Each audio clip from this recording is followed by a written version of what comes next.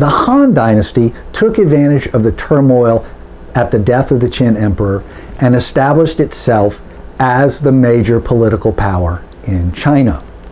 The Han ruled over an empire, and it grew from about 18 to about 60 million people. This map shows the geographic extent of that territory. And if you look at the bottom left-hand corner, you can see a comparative map with Rome. The Roman Empire stretched around the Mediterranean world. The Chinese Empire was in Asia. Geographically, as well as population-wise, they are roughly equivalent. So while many people in the Western world know about the power and might of the Roman Empire, not as many know about the power and might and the domination of the Han Dynasty in East Asia. Han's success rested on their ability to convince people that they were a restoration dynasty, that they were going to restore traditional institutions and values. But they were also successful because they continued some of the policies and principles established by the Qin. So what did restoration mean? Well, first and foremost, restoration meant turning back to Confucius. The Han Dynasty resurrected the ideas of Confucius and reintroduced them into society.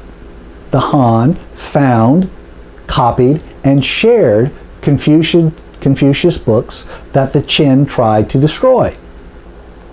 The Han also reestablished aristocratic control. They realized that clans were important to maintaining social order.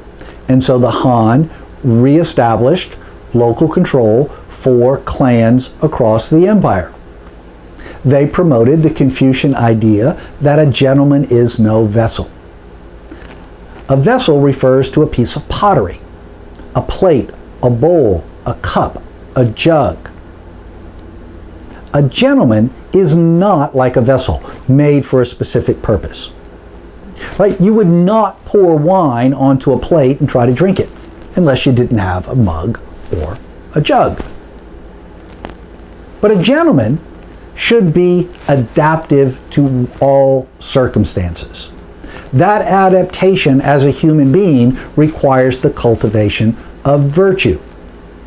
Normal people, average people, regular people learn how to be a farmer. They learn how to be a blacksmith. They learn how to be a miller.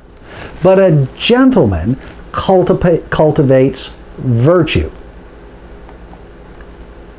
Guide them by edicts, the common people will have no shame. Guide them by virtue, they will reform themselves. A gentleman should set a good example for service to the community. Virtue.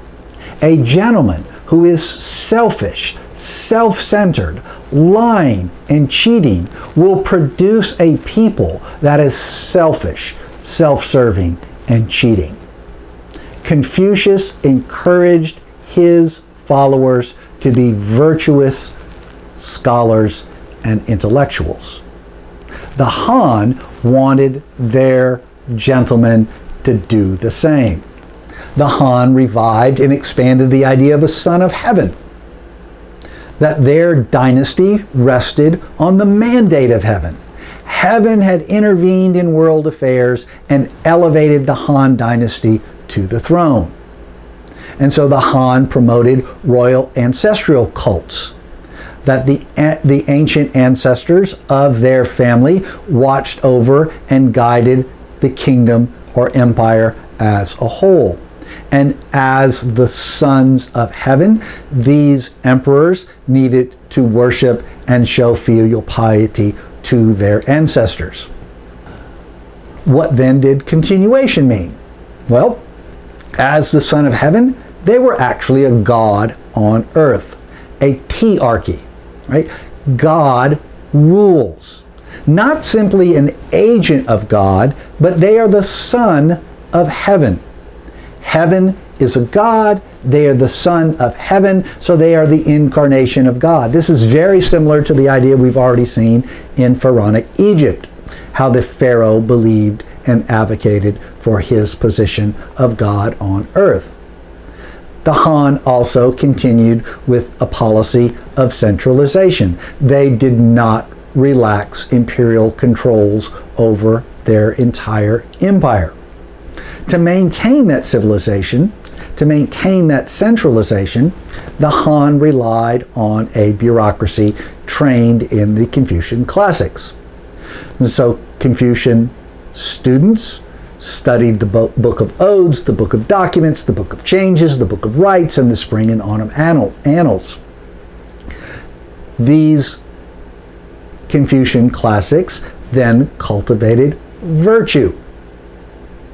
Individuals who wanted to serve the Han Dynasty then sat for exams. The most successful students rose in the imperial ranks. The best scholars, the best thinkers, the best writers then actually served in the imperial court itself. The Han then successfully navigated these two competing desires in society, one for continuity, the other for change.